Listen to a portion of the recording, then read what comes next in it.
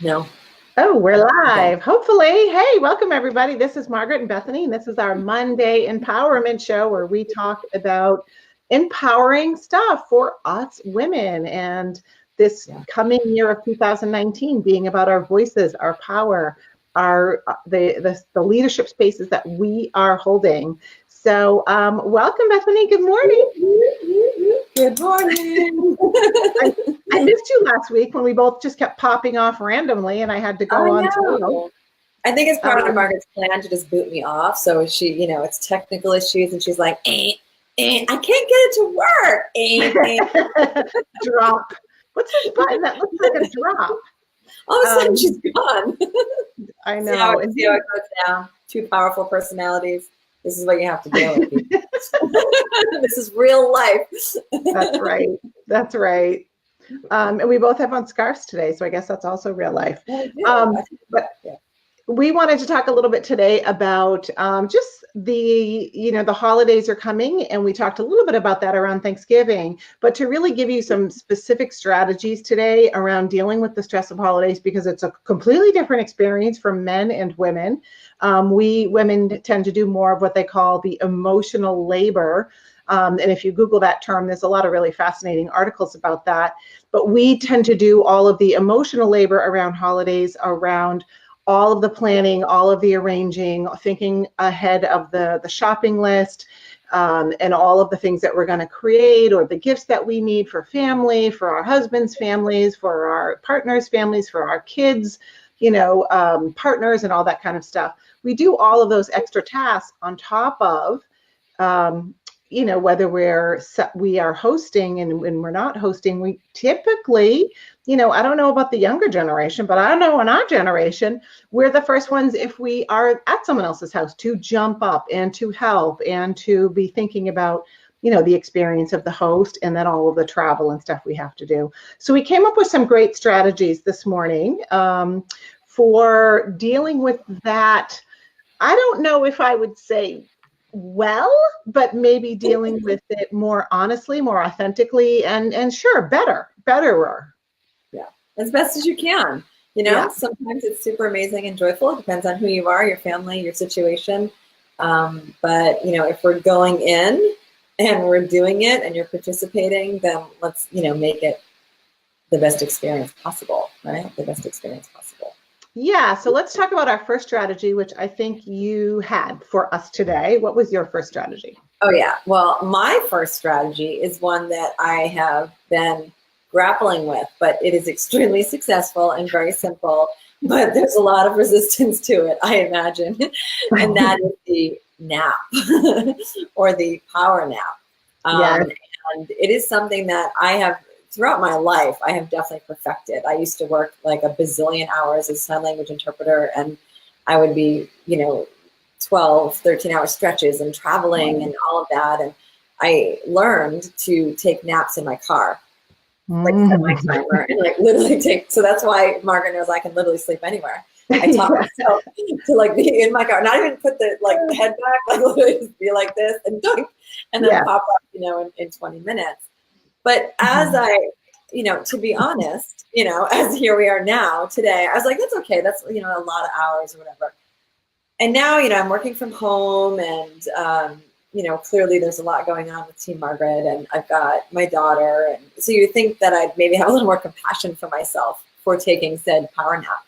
But I would say I've been harder on myself. Like, well, I should be able to manage this. And, if there are people with 5 children, and they're probably not napping, like, you know what I mean? Or maybe they are, maybe they're right. taking this right. And so I found myself kind of in that trap recently. And I'm pretty sure you guys can resonate too. And just, it's like, but here's what happened. I started to feel my body, this thing where you tune into what's going on. And I would start to get a backache, but for no reason backache. I don't get backache. It's not something that I get. And then it finally occurred to me that when I get this backache, I'm tired and I need a nap. And I set my timer up. It totally is. And it was so amazing when I finally figured, because I've been doing ab work and all that stuff. And I'm like, oh, it's the abs. It's, it's my stuff. And it's not. It's 100% the nap.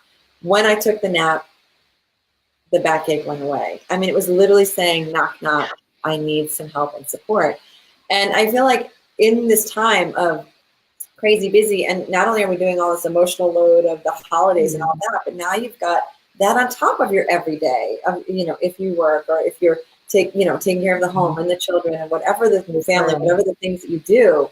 It's like honor the, practice. I say practice that it can be 20 minutes, 15 minutes, even 10 minutes, I find is extremely rejuvenating. It might take a little practice, but it's extremely rejuvenating. And it allows me to be like, that kind of goes away a little bit.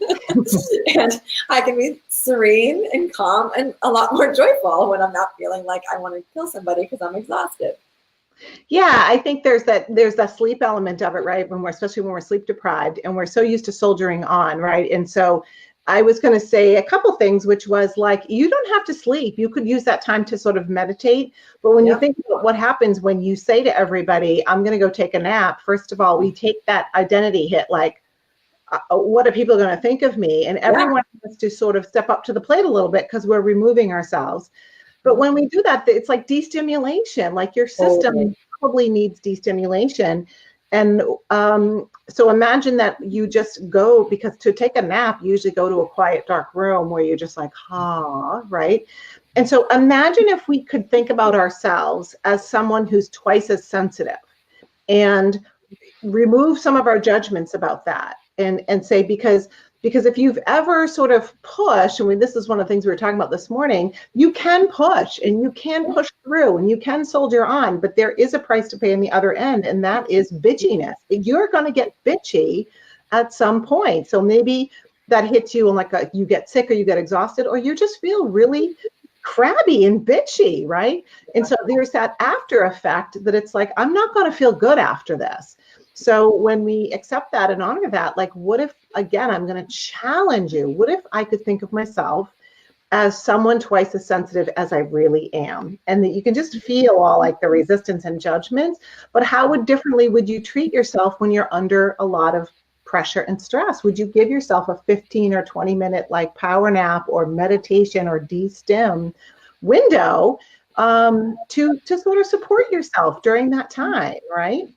Even just curling under the covers and like laying there, like under the covers and just, like in my bed, it's so comfortable and it's like, just kind of squishing right into it. It's like, it feels cocooning and protective and, like you said, boosted, and it's amazing. I want to go do it right now. It's 10 o'clock in the morning. I want to go do it right now. It's like my whole house is quiet. And I'm like, I can go do that right now. At the risk of ending our broadcast early.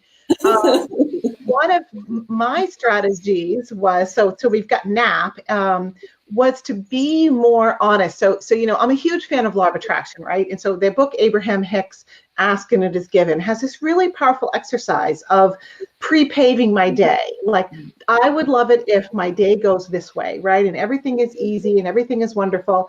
And I think that's at the same time as I think that's super powerful. I think you can do both of these. Like let's have the dynamic complexity as humans to hold two completely opposite energies and thoughts at the same time. So what if you can do that at the same time as being really a pragmatist and practical and saying upfront to your partner or to your family or to your adult children, and maybe some ages is appropriate, is to say, this is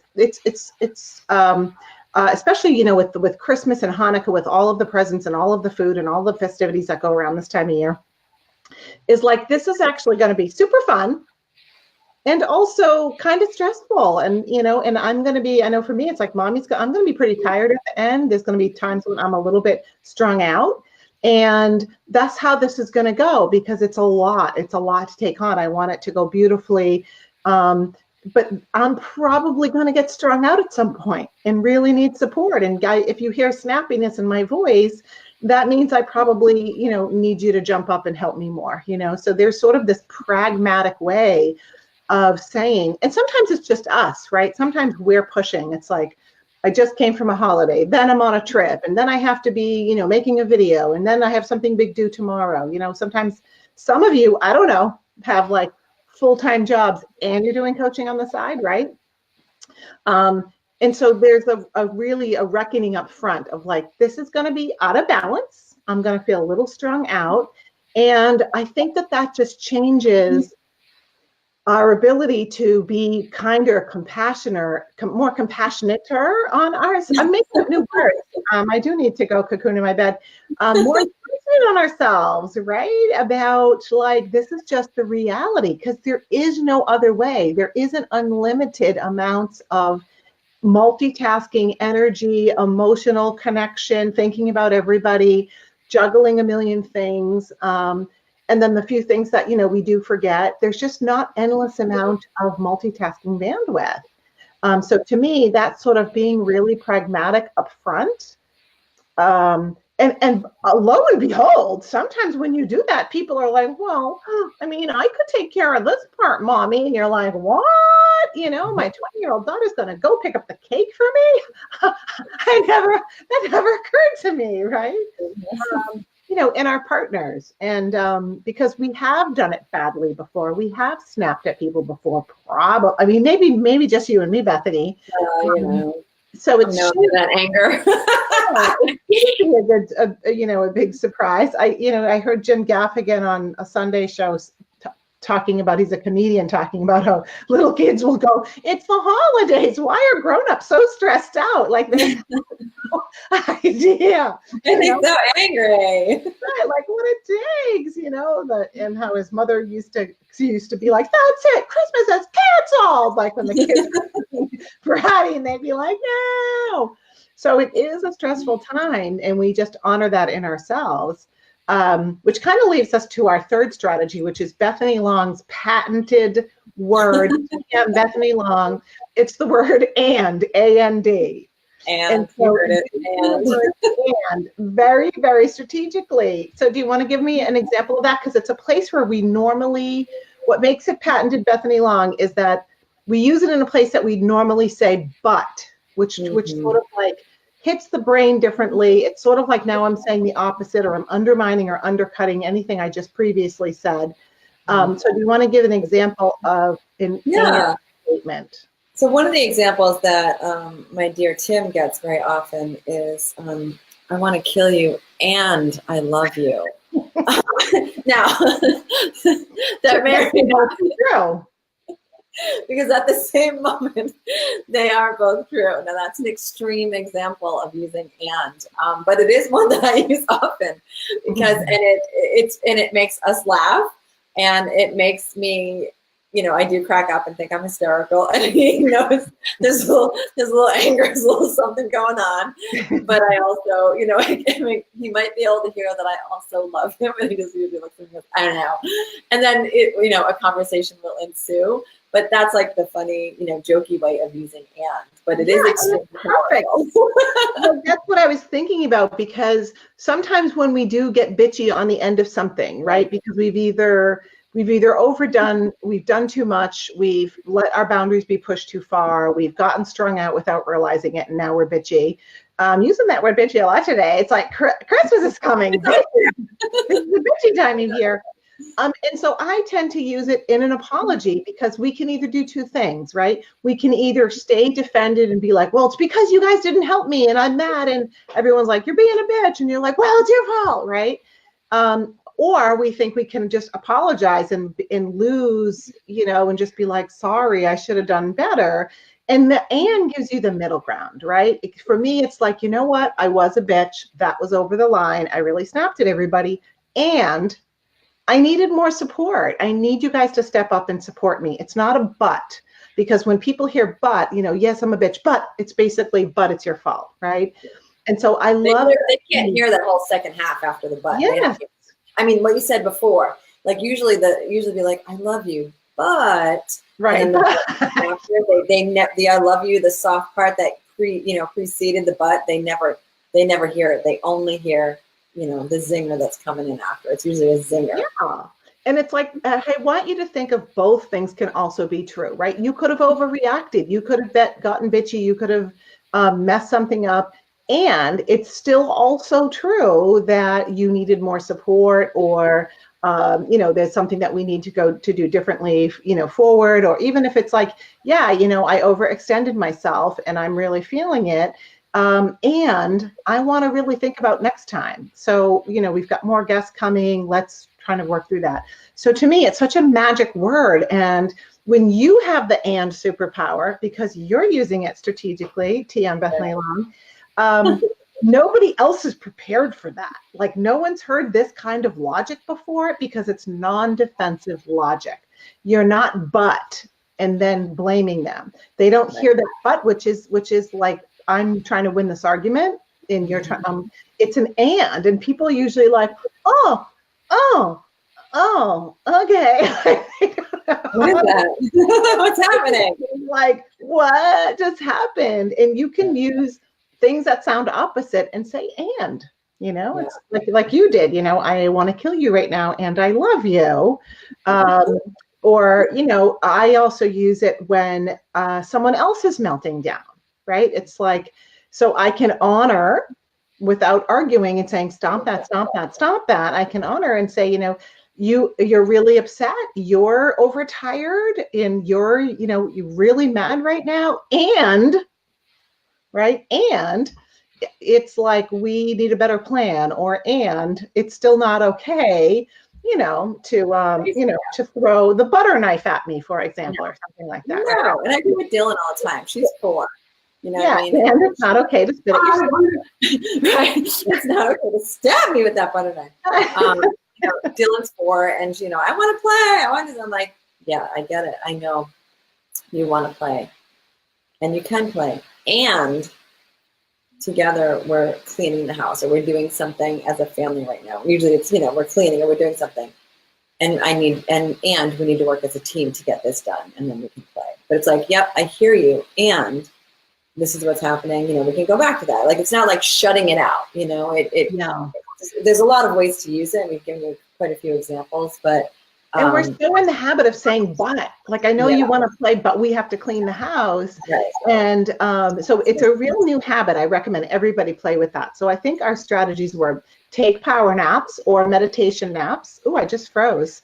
Can you still hear me? Okay, I went first. So take power naps.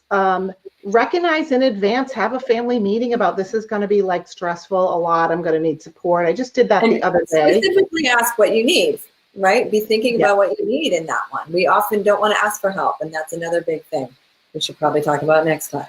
How do you ask for help? Yes.